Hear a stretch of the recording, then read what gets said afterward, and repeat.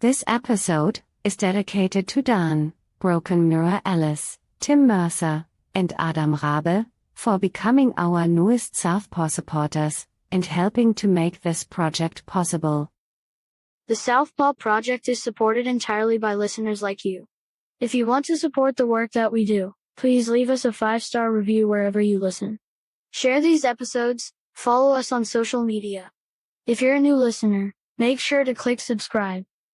And if you really want to support this project, then become a paid monthly subscriber on patreon.com/southpawpod. If you head over to Patreon and subscribe for just $4 a month, you will get immediate access to our complete catalog of bonus episodes, videos, and articles. The more supporters we have, the more time we can dedicate to the show, which means more bonuses. And most important of all, hire and pay for staff. If you can't support us monthly, you can also do one-time donations at ko-fi.com/southpawpod. We also have t-shirts and sweatshirts to not only flex the show, but your own moral compass. By supporting us, you're not only helping us grow, you're also helping us stay and keep this project running. We can't exist without your support. Thank you. This is Sam. This is Raphael. And this is Fight Study.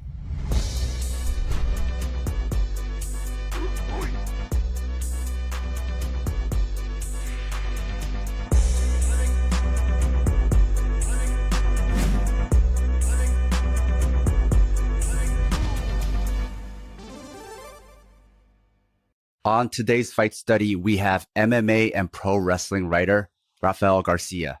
Welcome to the show, Raphael. Thanks for having me. I really appreciate you reaching out to get me on for today.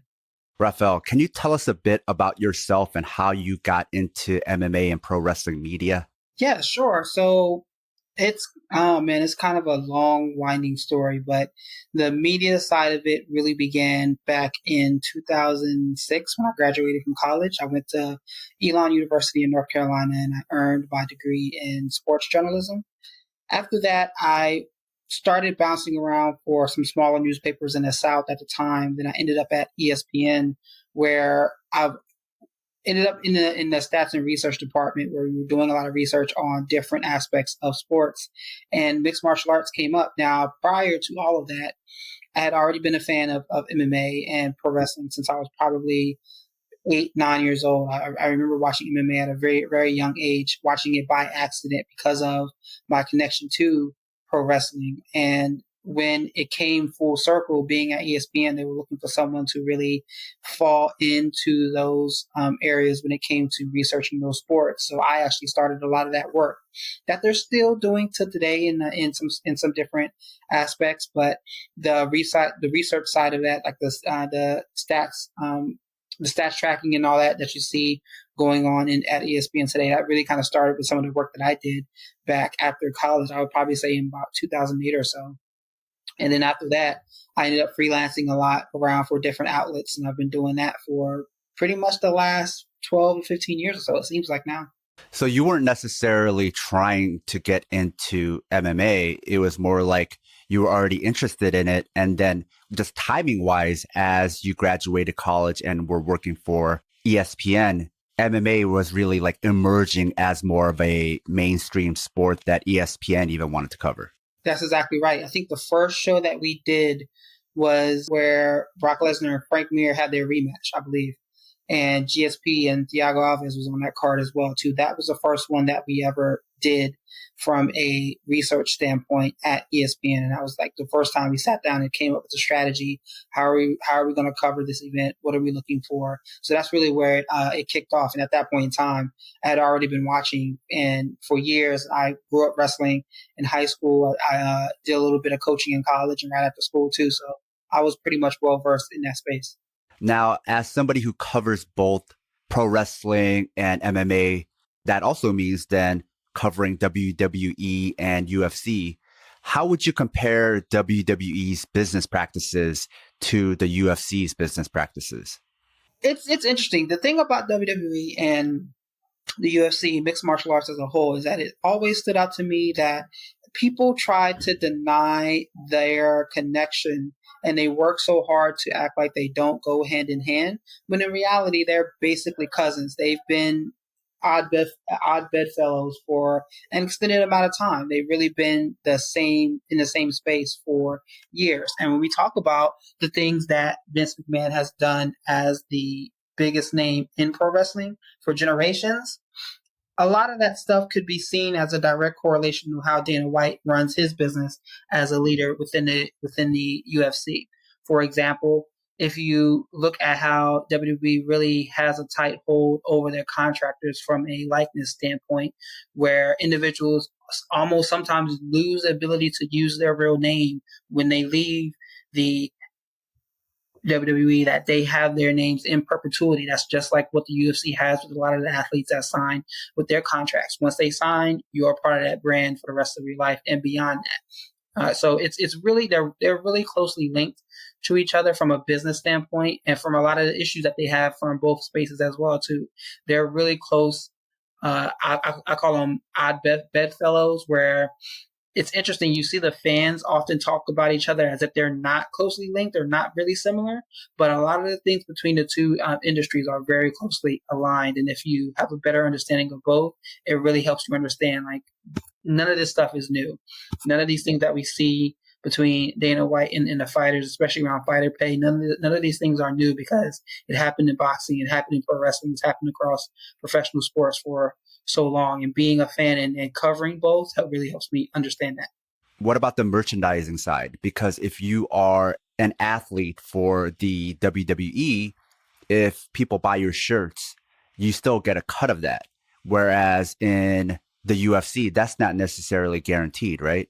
That's 100% right. And that's what the situation around the fight kits became such a controversial deal for the UFC athletes, because they weren't guaranteed a cut of that. And even if you listen back to the way that Dana White talked about it, it almost seemed like he spoke of it as if he was doing the athletes a favor by allowing them to get a cut of any other gear that had their name on it. In pro wrestling, it's a little different. They're guaranteed a portion of the money based off of the merch that they sell. That's why someone like a Brock Lesnar, for example, a big name who may move a lot of items, move a lot of shirts over the span of his career, he's guaranteed that money. So it's imperative for him to kind of have that in his back pocket, where some smaller groups may not necessarily have that same opportunity. They may only have like one or two T-shirts or something like that, so they don't get as much of a payday, but they're still guaranteed that money regardless of what sells and regardless of how much sells for them. So then this is why a lot of fighters seem like they treat going from the UFC to the WWE as kind of a graduation. You know, it's interesting because I actually had this conversation with Gerald Harris not too long ago when he was looking to get signed. And I asked him, why don't you go into professional wrestling? Like, you have the look, you have the size, you could do that. And you obviously won't have to deal with the physical toll that comes from actually preparing for a fight. And he actually countered that the biggest deterrent for him in that conversation was the fact that he's a father, and the travel schedule would keep him away from his daughter. So it really depends from an athlete to athlete standpoint on whether it's an upgrade or a downgrade. From a financial standpoint, it definitely seems like more of an upgrade from an athlete if they were to leave mixed martial arts and go into professional wrestling. I mean, the money is there. You see what Gable Stevenson's been saying about the UFC and WWE since winning his gold medal, that he's not going to basically kowtow to whatever Dana White says he wants to pay him. He's basically saying, this is what I'm valued at, and this is what I'm expecting. And you see how that conversation is already going differently than it would with any other fighter. So it really depends. But from a financial standpoint, there are benefits of moving over from MMA if you could get into the bigger levels of pro wrestling. So even though they're both designated as independent contractors and they do similar type of sports entertainment, athletic performance, it sounds like they're still, like you said, bedfellows, there's overlap, but they're different. One is more demanding in schedule. One could be more financially lucrative and maybe give you a bigger cut of your own pie. That's 100% right. What about the two fan cultures? How do they compare to you? Oh, man. There again, I see a lot of similarities between the two. And it's amazing that the two groups do not see the likenesses within each other. But when you look at a lot of the things that are going on and you compare how they shape up across the two industries, it's really a lot of the same. So, for example, I'll use Dana White and Vince McMahon as examples. They are probably the two biggest figureheads that everybody recognizes. In both spaces, their words are taken as gospel, even though there's so many different examples of them being promoters and not telling the full truth, flat out lying, et cetera, et cetera. There's so many different examples across history. A much bigger one for Vince McMahon because he's been around since the 70s or so. He's 72, I believe, now. There's so many different examples of when they've lied to fans, lied to athletes, lied for various reasons, but the fan culture themselves embraces them in such a way that their words are the Bible and everything that they say is exactly how it went down. There's no questioning. And if it's someone, an athlete or a professional wrestler speaks out in opposite of that, they're blackballed.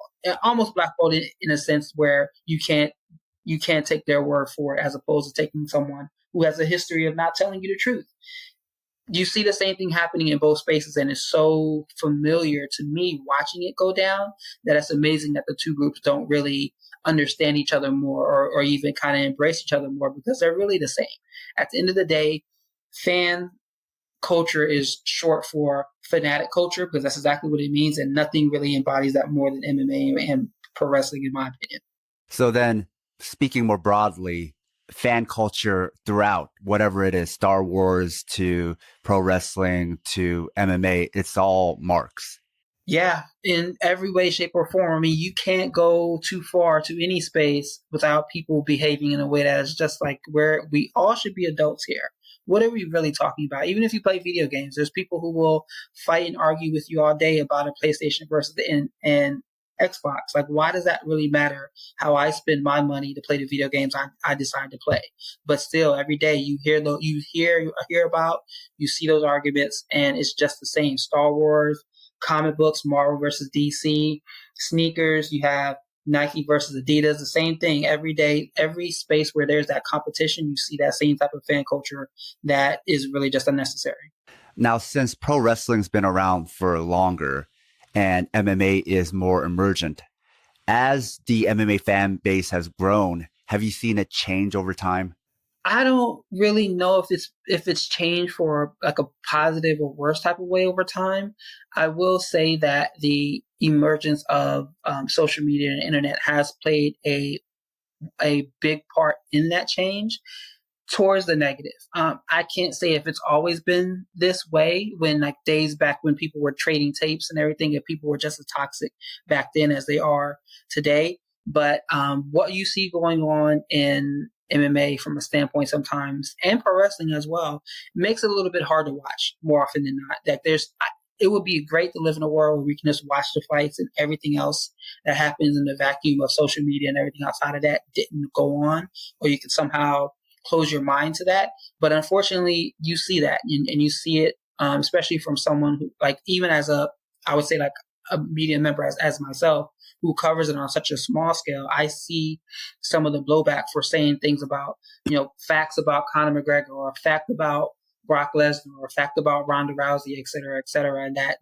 the blowback for that just isn't necessary. So I wouldn't necessarily say it's maybe gotten worse, but the emergence and the ability for social media to give everybody a voice, for better or for worse, has really hindered some of the development of both the MMA and pro wrestling fan bases. Speaking of Ronda Rousey, MMA has basically moved on from her. There isn't much of a fan base left, but in pro wrestling, does she have a pretty big fan base? I don't know, to be honest with you, because a part of that is the way she speaks about wrestling fans really does turn a lot of them off. She has not had a lot of good things to say about pro wrestling fans, much the way that you saw her behavior towards the end of her UFC run, leading into the Holly Holm fight, leading into the Amanda Nunes fight. That leaped over into pro wrestling, and she really has a disdain for fans, especially if you're the type of fan that isn't the biggest fan of her work. Then she has no time and space for you, and she speaks to fans. If you look at some of her social media things that she said over the past year or so, she speaks about fans in a way where it's almost as if she doesn't have a love for them as some other performers may do. And that's interesting because her name gives her that stature that she doesn't really have to mince words. She doesn't have to curtail her words in any way, shape, or form. She can really say whatever she wants. But at the end of the day, I don't think she has the biggest love for fans as she does for professional wrestling in general. Now, since you train Brazilian Jiu-Jitsu also, let me ask you, what's worse, MMA culture or BJJ culture? I would have to say MMA culture at the highest level because you have more people that do not know what they're talking about, period.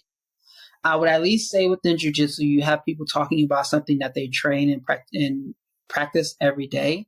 So you can still have a decent training partner that you may not necessarily agree with from a social political standpoint. But in the MMA space, you have people who have no idea what they're talking about, saying anything that they want. For example, the Jake Paul Tyron Woodley fight from last night. You see a lot of people talk. I just saw something on ESPN a minute before we hopped on this chat today about whether or not the fight was rigged. And you look at that. We've been watching Woodley fight for how many years now? We know what his decline has looked like. So his performance in the ring is not shocking to anybody that's seen this man fight in the last 5 to 6 years. But if you have no idea what you're watching and you never have and you're just new to MMA or new to combat sports as a whole, you can take away that, oh, this fight was rigged and he wasn't really trying to win because you have no idea what you're talking about. That's a little bit worse than just the toxicity overall within jiu-jitsu, but they have their issues on a whole nother wide scale as well, too. I would add on to that I completely agree with what you said, but I would say for Brazilian Jiu-Jitsu, which also has a racism problem that we both know about, they have a unique issue with sexual assault and sexual abuse because if you go to a gym, the pro MMA class and regular people training, it's separated. Whereas with BJJ stars, Brazilian Jiu-Jitsu black belts, even like the top competitors, it's more permeable. You could train under them.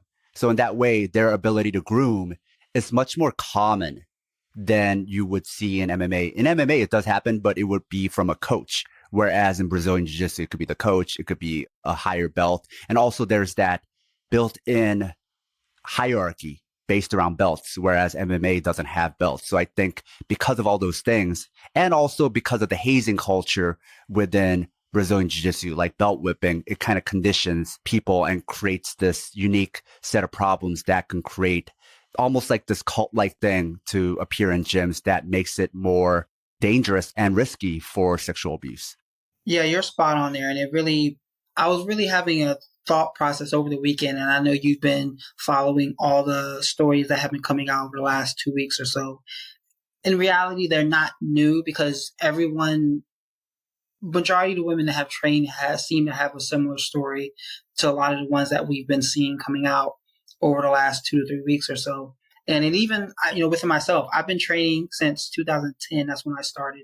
And yesterday I was thinking about some of the individuals I used to train under back when I first started. And like, I would remember there would be house parties where I would be invited to, like I didn't really go just because of where I was at the time, but you would hear about other students going and you're like, wait, you're 30, she's 17, 16. Why is she invited to this party like that? And you would have that thought, but you wouldn't necessarily go the full way with it. What are they doing that they're inviting these teenagers in the teens class to these house parties for?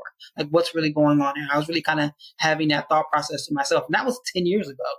So seeing what's going on, what's coming out now, no one should really be surprised about any of this. And we talk a lot about in the the criminal justice system, we talk a lot about the blue wall of silence within police officers where they don't say anything when they know things are going down in an improper manner with police in marginalized communities. The same thing could be said about jiu-jitsu when it comes to black belts, basically staying silent when they see these perpetrators assaulting women, harassing kids in their gyms on a daily basis, or they quietly push them out just to see them go to another gym and get embraced there and complete the whole cycle all over again. They're very closely linked to each other. You can't talk about one without talking about the other. I, for my own self, I can't talk about the racial issues going on within martial arts and jiu-jitsu and turn a blind eye to the issues with sexual assault and harassment going on as well too, because they're one and the same. They're people who are bullies at the highest levels, taking advantage of individuals that they think that they can take advantage of, and no one speaks up for those marginalized voices. It happens on both sides of the coin, and what we are seeing today shouldn't really surprise anyone. It's even if this happens within your own gym, it shouldn't surprise you because it's so prevalent and it's so easy to intimidate those students. It's so easy to push them out without anyone turning a blind eye. And when it does happen, you look at gym leaders and they're silent about it. That's really the big conversation point, that people are just 100% silent about it. And that's the biggest issue with it. Like, how do you see this going on? How do you know about this going on? And you just don't say anything. For what purpose? I think that's probably the biggest, other than the actual occurrences of assault and harassment, the silence around them is the biggest concern for me. And I think that's why there's such an overlap between Brazilian Jiu-Jitsu and police culture, and why so many police train Brazilian Jiu-Jitsu and why Brazilian Jiu-Jitsu caters to police, is because they share the same silent, toxic honor culture that also has this toxic loyalty culture built into it. So the two are so similar because systems of oppression are very similar. You're 100% right there. And it's unfortunate. So I understand oftentimes what these gym leaders are trying to do when they claim that they want to give police officers more instruction. I have a good friend who, someone I really care about, he's a good friend of mine. We trained together for years, who has really embraced the idea of training police officers. And I get what he's trying to do, but there's a whole aspect of the conversation that is just missing from that. You can't have that training and feel like you're empowering police officers without having an honest conversation about what policing in Black and brown communities looks like. If you can someone can figure out how to marry the two together and make that into a police culture training seminar, then it would be 100% on point and it would work. I think it would better serve the goal that they're trying to get. But the idea of just the answer to cops killing Black and brown people is to teach them how to do chokes. I mean, you're giving them another way to kill people, and you're giving them another way to kill people that they can actually probably be easier to get away with. So what are we really doing here? You can't address police racism without addressing racism. 100%. So let's talk about some recent news. CM Punk returned to pro wrestling, and rather than going back to the WWE, it was AEW. Now, how big was this for people who might not follow pro wrestling that much? I'm going to use some numbers to show you how big this was. Okay, so CM Punk came back 2 Fridays ago. And that show had, I think it was 1.2 million people watched the 5 minutes at the start of the show where he was on. About 1.2, almost 1.3 million people watched that portion of the show. That same show came back on a week later without CM Punk on it, and about 700,000 people watched that entire show. So that's almost 500,000 people that tuned in just for him. It's big news, not simply because of it's someone coming back, but it's an individual that people wanted to see come back for an extended amount of time, actually stepping back into the space and stepping back into the space where they can best perform.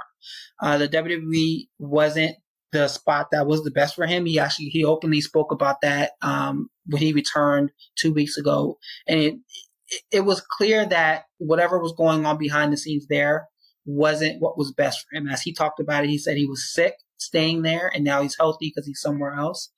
And from my standpoint, I can fully support that. You can see his joy in being back in wrestling and being back in a space where he feels, I don't want to say safe, but he feels better appreciated for what he brings to the craft. I think that that's what's most important.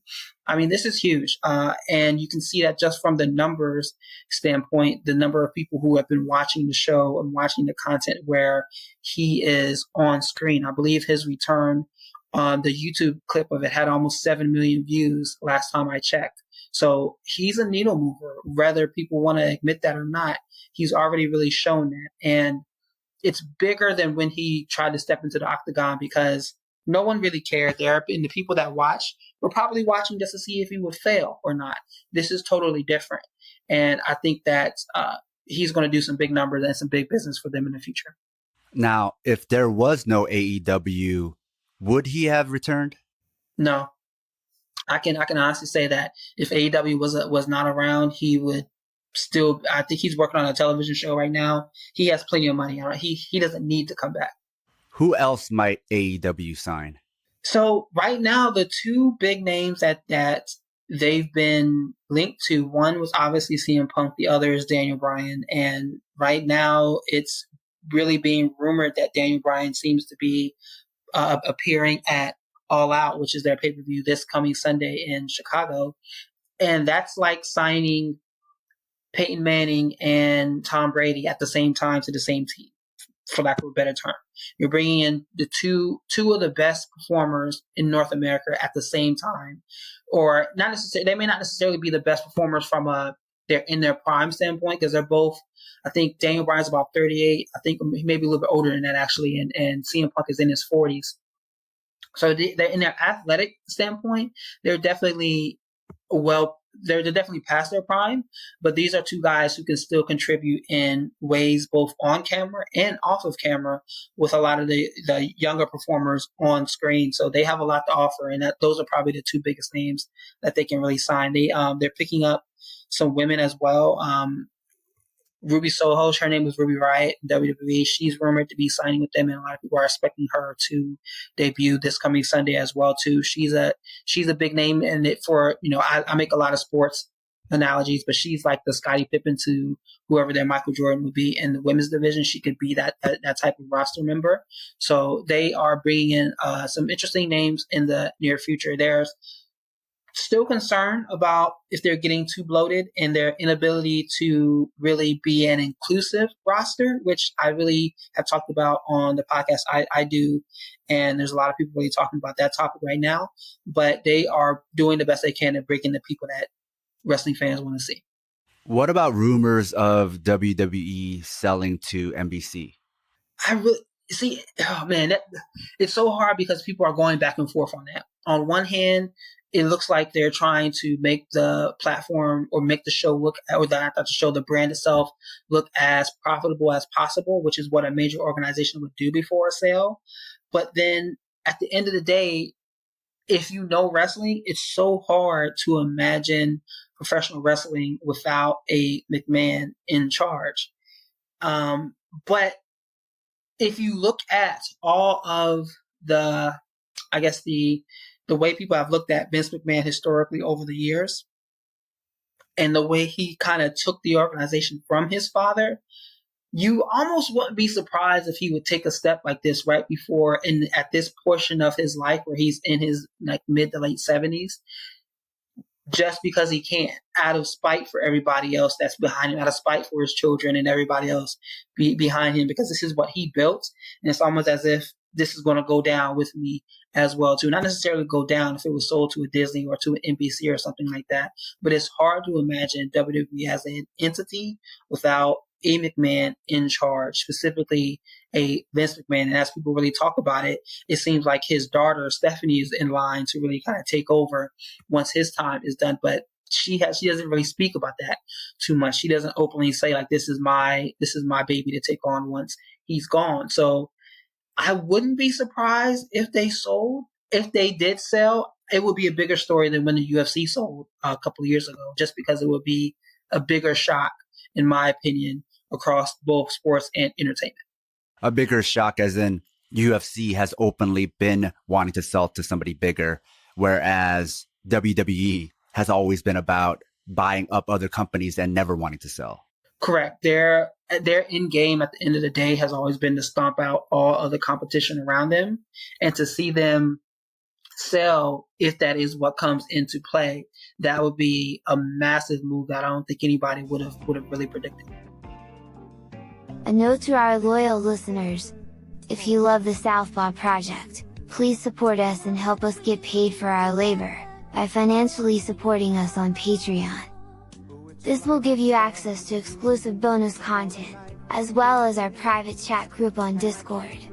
But more importantly, it'll help us supplement the cost of running this project, the incredible time and energy we put into it 7 days a week. And you'll be giving us some breathing room, not only to juggle Southpaw with our day jobs, but also to expand Southpaw into other areas.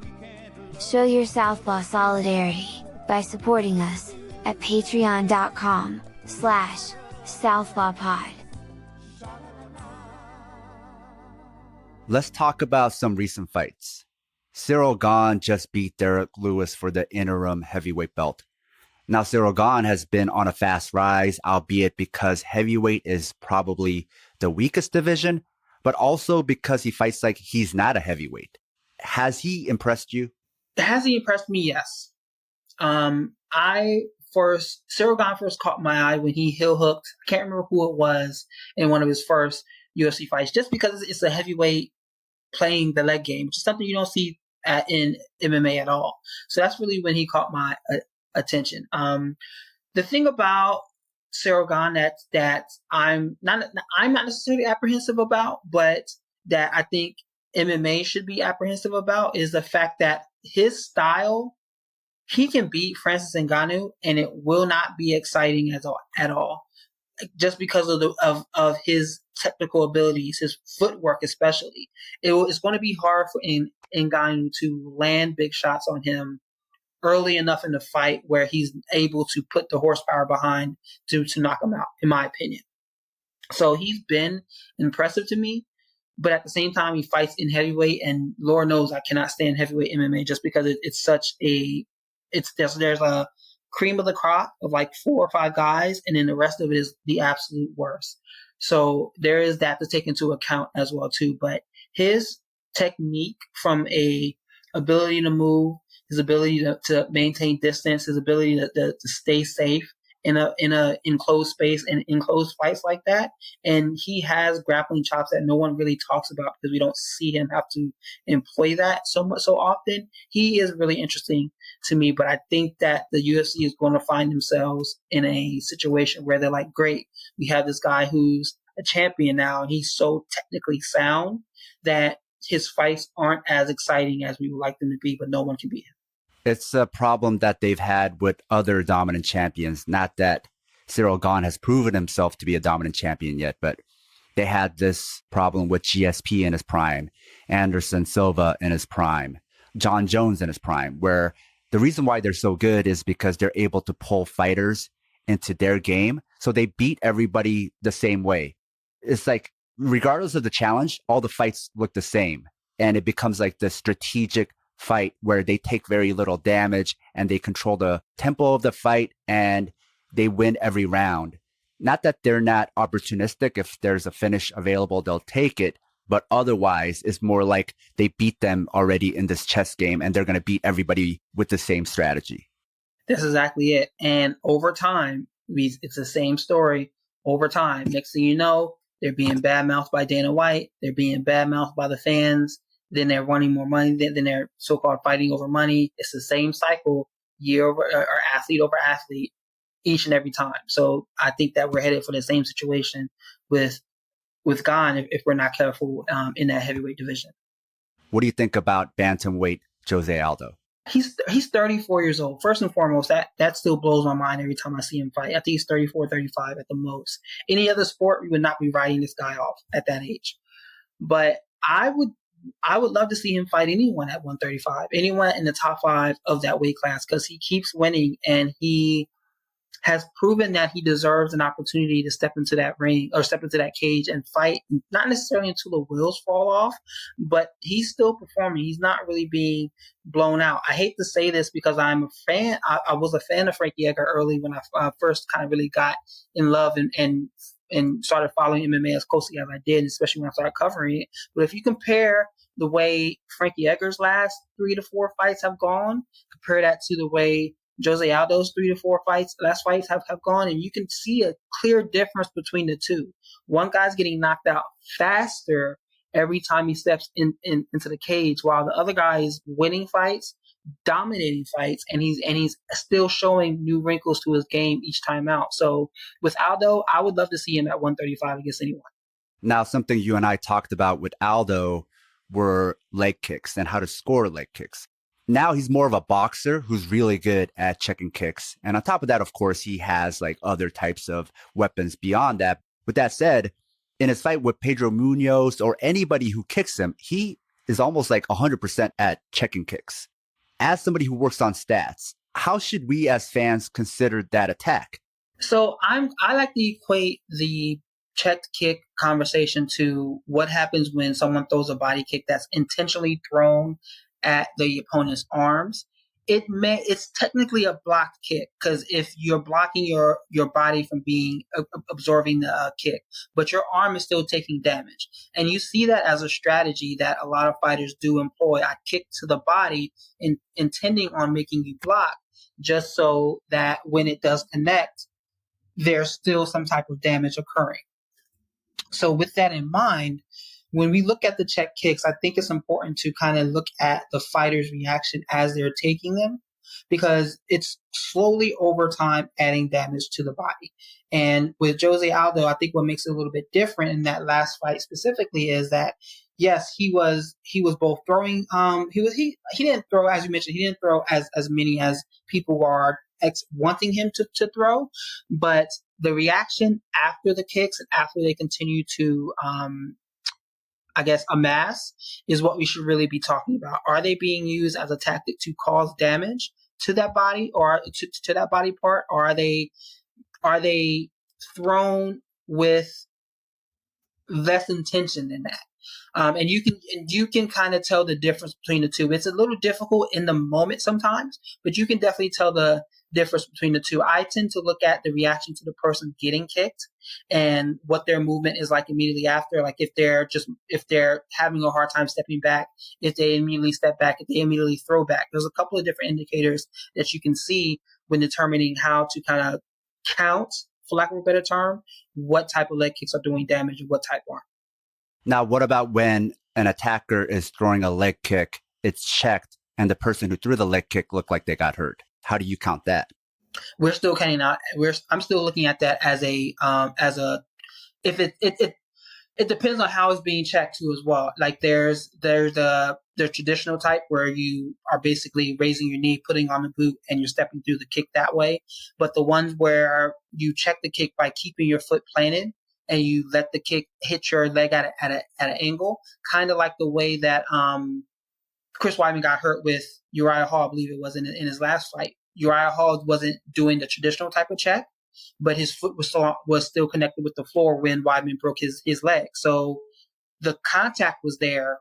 That was a scoring strike, but clearly the damage went one way and it went towards Weidman. So that's still technically a scoring strike, but the damage was on the attacker's end. If I throw a punch and I hit you square in the middle of the face and break my hand, that's still a scoring punch, but my hand is the one that's broken.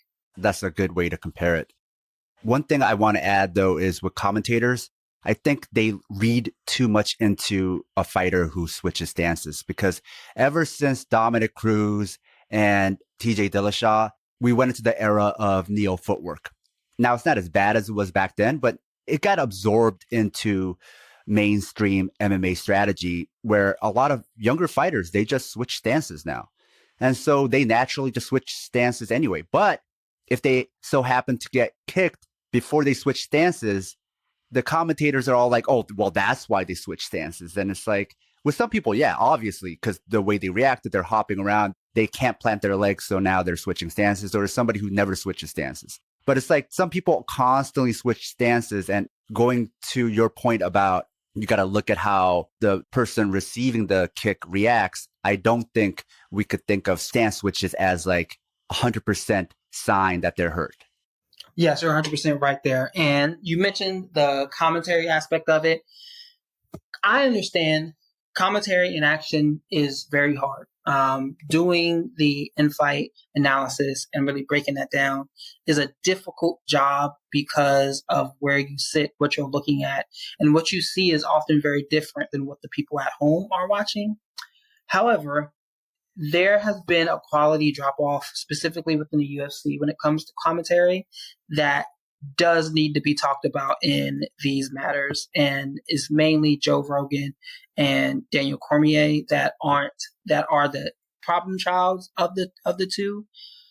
And that's unfortunate because they are two of the biggest voices in the space and in the industry. So when they say something, it comes with more weight.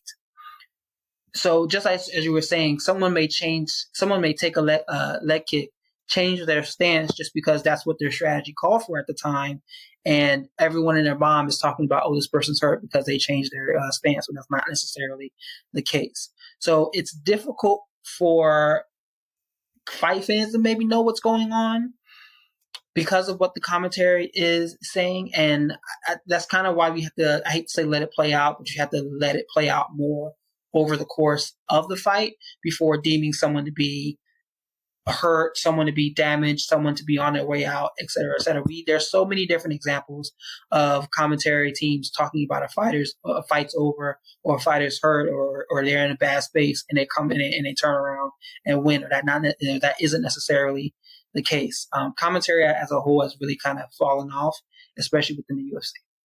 Somebody who's been making a late career surge is Jared Cannonier. He recently beat Kelvin Gastelum. And then in the post-fight speech, he said he's broke and that's why he fights, and that's why he'd rather not even wait for a title shot and fight again. What are your thoughts on that? Every time I see or hear one of those post-fight conversations, I always want to ask if that person signed their Project Spearhead card. That's really what I want to say every single time. And more often than not, the answer seems to be no, because we see where Project Spearhead went. We see how that went by the wayside. These men and women know what they need to do if they're going to have some sort of say in that space. None of them are willing to take that stance. MMA will never have its own version of Curt Flood, like the MLB had, who basically changed the way athletes were able to negotiate for their salaries across all sports, not just baseball. MMA is not going to have that because the UFC is built on its ability to put fighters against each other, not just in the cage, but in the negotiating spaces as well, too. You saw the minute that John Jones said that he wanted X amount of dollars to fight at heavyweight. Here comes Derek Lewis talking about he'll do it for less. As long as that's the situation, there's never going to be a space where fighters are paid their worth. And it goes back to what I was saying earlier about the words of Dana White being held as gospel, because you see quote unquote fight fans arguing against the idea that fighters should be paid more. So he being Dana White, has a large contingent of fight fans telling fighters to fight for less. And those individuals who get into the cage won't take the steps they need to as a collective unit to push the hands of push the hands that holds the pockets there. There's nothing they can do individually. He can get up there and say whatever he wants to say about being broke, and Dana White can look him in his face and say, I don't care. You're going to fight for what I tell you to fight for, and he'll end up doing it. Now, let's talk about his opponent, Kelvin Gastelum, who is 1-5 in his last 6 fights. Do you think he lost something after his fight with Israel Adesanya because he looked amazing and made Adesanya look human? Or do you think MMA has just moved past him? So Kelvin has been an interesting talking point for me and some other people, because we've been asking if he has been coasting off of maybe one or two good performances early in his career. And I think that that's kind of more of the case than not. When you look at his full resume of what he's been able to do, there's like, where are the standout points? Like you look at someone like a John Fitch, for example. John Fitch was never champion. He was always like a number 2 or 3 guy, but he had a number of key victories across his resume before leaving the UFC that reminded people that he's a threat in this division. Kelvin doesn't really have that. So he had his moment when the lights were shining the brightest. He almost got the job done against Adesanya, but when he's not in that situation, he hasn't been able to perform. Maybe that fight did take a little bit out of him, and he didn't look as good as he did in that moment since. But there's also a need to talk about what his overall performance across his career has really looked like, and if we're looking at it through different colored glasses. And very recently, we had Giga Chikadze beating Edson Barboza. What are your thoughts on the implications of him beating somebody like Edson Barboza? And did he show you something? Did he show you that he's championship level? So that was an important win, because I know people don't like the word gatekeeper, but if you're going to fight for a title, Edson Barboza is one of the names of someone you have to beat. So seeing him defeat Edson and do it pretty handily the way he did, it really gives you, okay, this is someone we need to be thinking about at 145 pounds. He should be, in a perfect world, not the UFC booking world, he should be 1, maybe 2 at tops, more fights away from a title shot, depending on how things shake out at the very top. But yeah, he is a title contender in my eyes. In that fight, especially against somebody like Edson, who kind of like Jose Aldo is still able to bring new wrinkles to his game. And he's also in a new weight division and has looked really good here. Did Chikadze answer any questions for you that you had about him? So for me, the biggest thing that really stood out to me was the fact that he was able to perform when the lights were shining the brightest. As we were just talking about Kelvin Gastelum there, when he fights down to the level of situations where he could perform better than it looks like he should be doing at the time.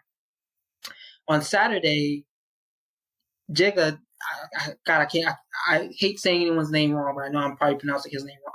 He performed well when the lights were on the brightest. That was his biggest opponent in a main event on ESPN, and he went out there and he did what he needed to do. So he was in control of his own destiny, as they say about playoff teams, and he performed well there. All the other stuff that's going to go on outside of that is really out of his control. And for me, that was really kind of the most important thing. How is he going to perform on Saturday when he was in a main event where people are tuning in specifically to watch him perform? And he went out there and answered those questions. So it's kind of like the example we see often in wrestling or Brazilian jiu-jitsu. I would even assume it happens also in judo or any type of combat sports where it's one-on-one, where sometimes the best person in the gym isn't always the best person in tournaments or even gets the best results.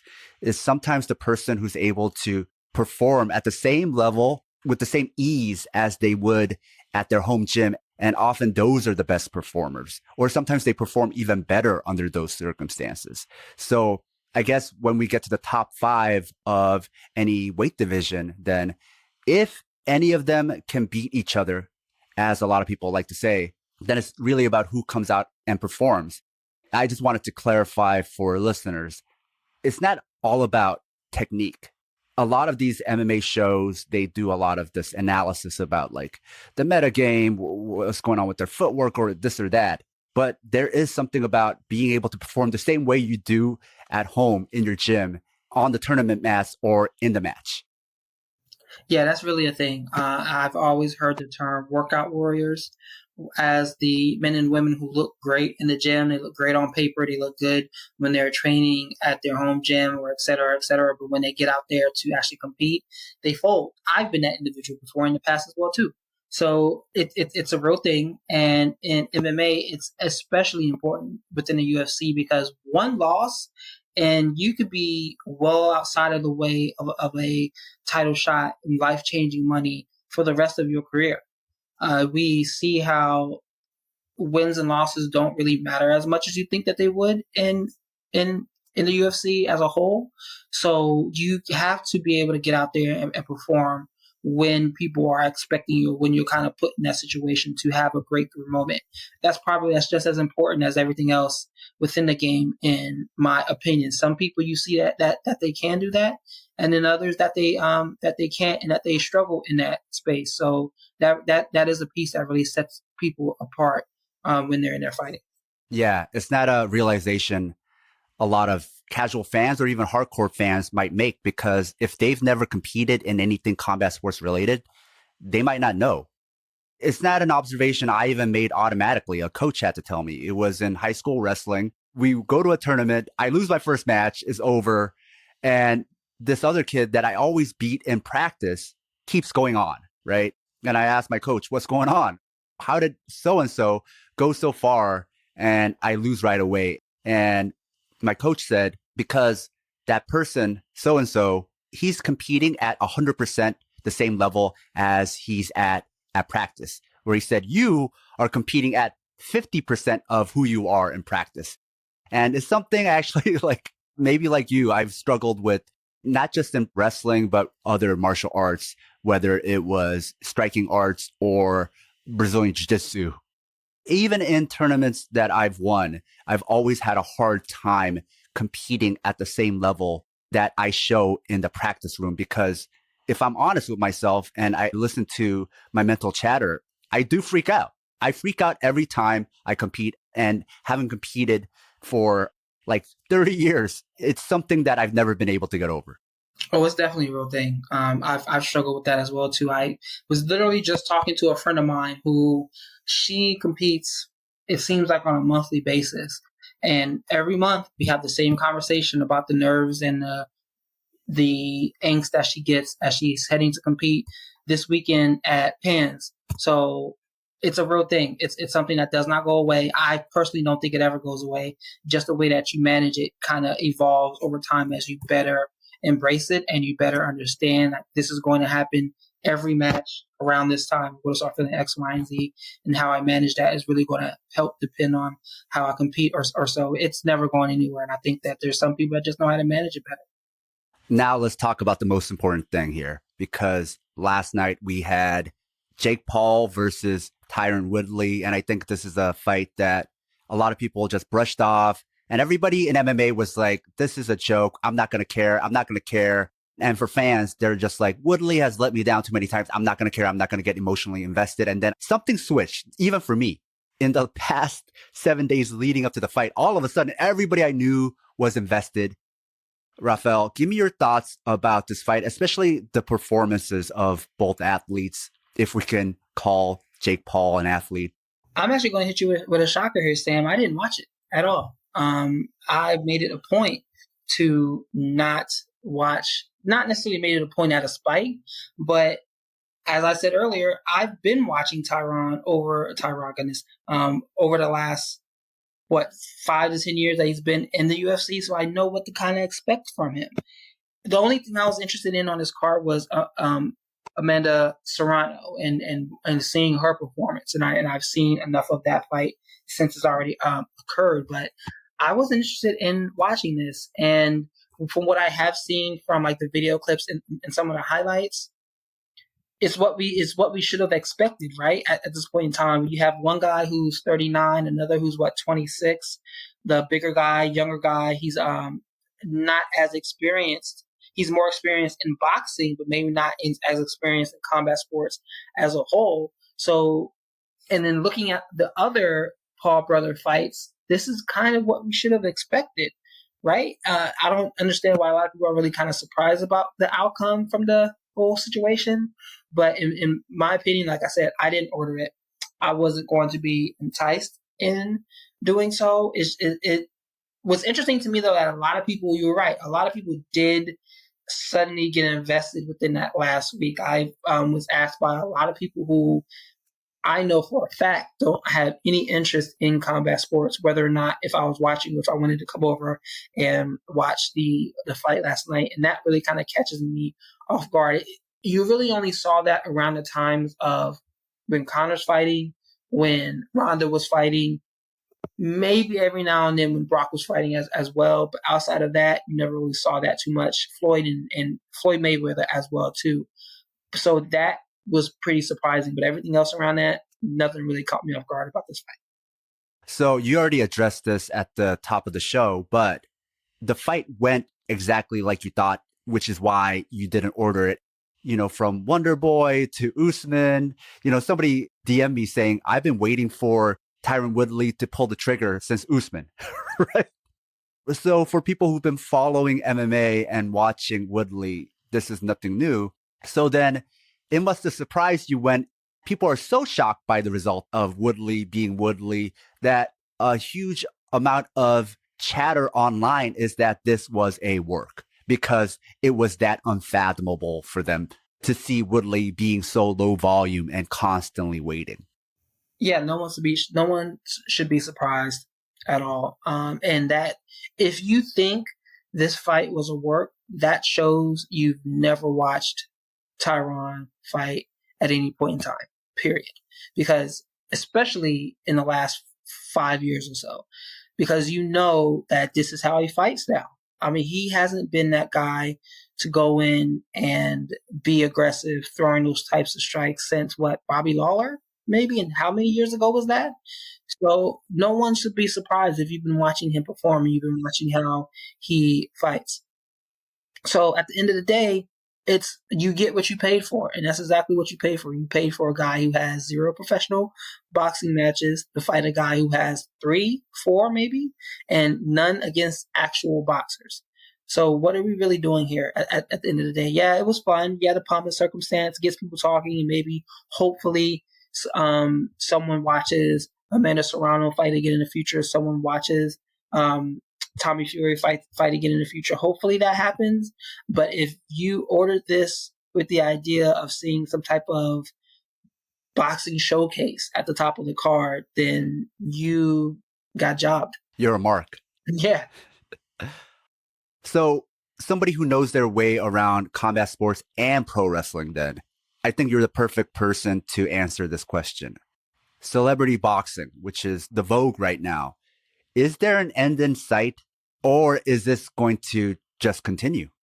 I think there's an end in sight. I don't know when it is, but there's an end in sight because it's only he has to continue to fight people that he can beat and people who can generate enough of buzz to get some interest around the fight itself. I saw some news a little while ago that Jorge Masvidal is asking to fight Jake Paul. Well, first and foremost, we know Jorge Masvidal isn't going to be able to fight Jake Paul because he's contracted to the UFC.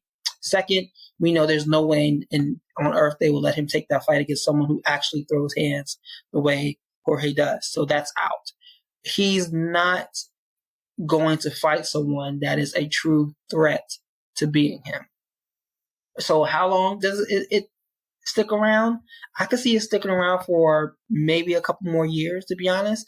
But the number of bodies that he can fight is they're going to run out at some point in time. And if he really wants to be a boxer at some point in time, he's going to have to really kind of figure that piece out. But there's going to be a shelf life to this because no one else can really reinvent what he's doing here. But you forgot to mention Bart Gunn, the winner of the Brawl for All. That's the name I haven't seen thrown around yet as a possible opponent. And I would even say Brawl for All was the original version of this. It was. I mean, and look how that played out for him. He ended up walking in there with freaking Butter Bean and getting his head knocked off, and we never saw him again. So, and being somebody who covers pro wrestling, then who are some wrestlers we should be watching? We as in MMA fans who are interested in picking up pro wrestling again, or pro wrestling is very popular online and we just don't know where to start. So who are some people we should be paying attention to?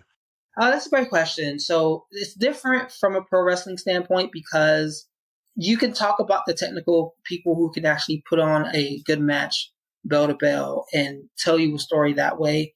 But the people who I think everybody should really watch are the names who are like characters as well, who really kind of draw a lot of attention in that space. So going with WWE first, I think the people who draw the biggest attention as being interesting characters, in my opinion, obviously the Roman Reigns character is great right now.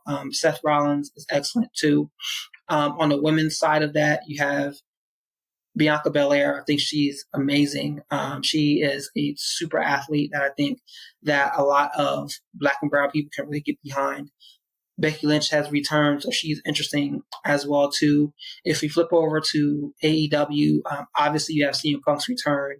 You have Kenny Omega, who's doing some of the best work that any wrestler could be doing this year. You have a new individual. She's 100% new to professional wrestling. Her name is Jade Cargill. She looks like an action figure. Like she's literally built like some of the GI Joes I had growing up as a kid. That's just how much of an athlete she is. She has a great look to her, but she's really catching a lot of people's attention and turning a lot of heads. So she's someone to watch. Britt Baker as well. She's a name that people are really getting behind.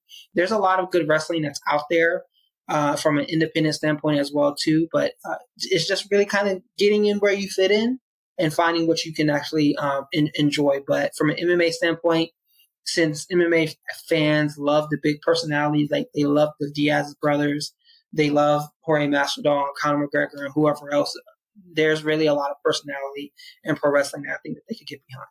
Cool. Well, thank you for coming on the show. It was long overdue. For a lot of us, a lot of the anti-racist in Brazilian Jiu-Jitsu, we got to know each other during the George Floyd protests. I think that was also a time where it was really made clear where everyone stood in Brazilian Jiu-Jitsu, but also in mixed martial arts and just martial arts, period.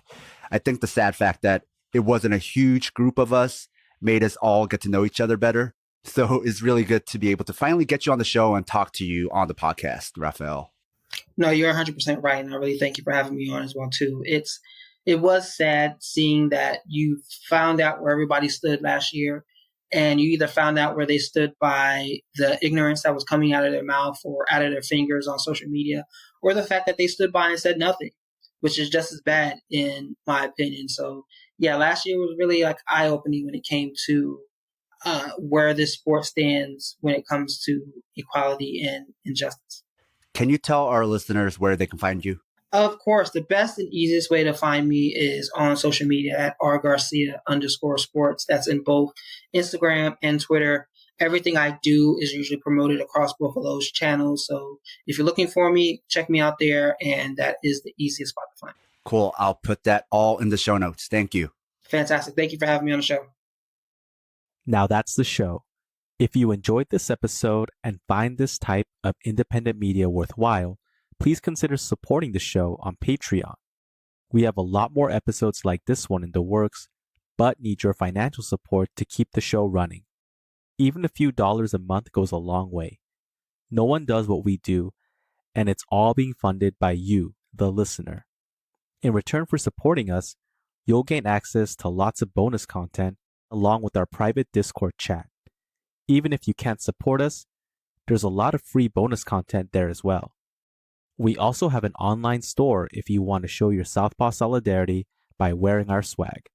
You can find all pertinent links at southpawpod.com. And if you can't afford to support the show and still want help, please leave us a 5-star review wherever you listen. This makes it easier for others to find us.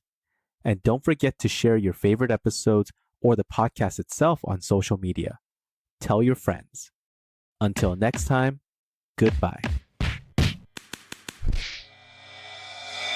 Southpaw. Hit him with the left. Southpaw. Sam. Paul. Southpaw. Southpaw.